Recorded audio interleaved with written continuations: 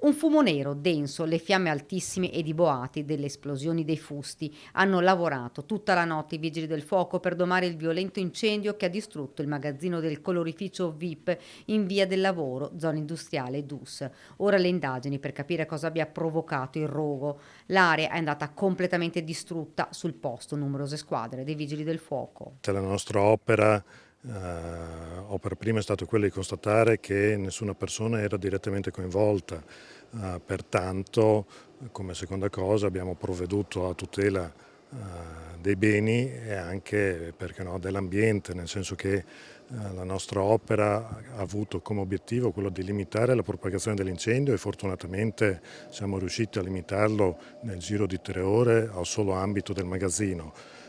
Quindi l'ambito dell'attività produttiva non è stato pressoché intaccato. Per tutta la notte i vigili del fuoco hanno presidiato l'azienda. Nell'aria ancora l'odore acre del fumo. Sul posto sono intervenuti anche i sanitari del SUEM 118 e i tecnici dell'ARPAF che stanno effettuando numerosi rilievi sia nella zona che nelle località limitrofe. A titolo preventivo, abbiamo preferito far sì che i ragazzini delle scuole non uscissero durante la ricreazione. Questo solo per oggi. L'ARPAVAS è qui anche adesso sul territorio e sta facendo ulteriori indagini.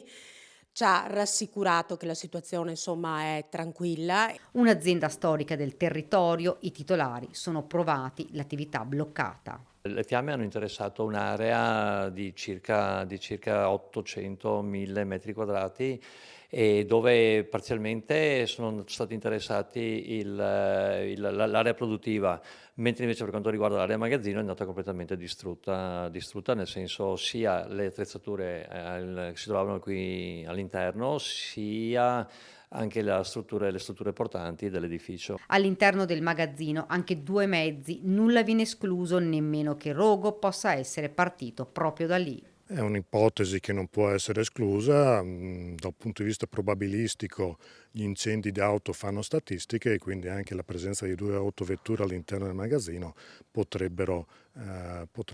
cioè sono sicuramente un elemento da tenere in considerazione. I danni sono ingentissimi, l'area dovrà essere bonificata e la struttura è pericolante. All'interno non è rimasto più nulla, tutto è andato bruciato.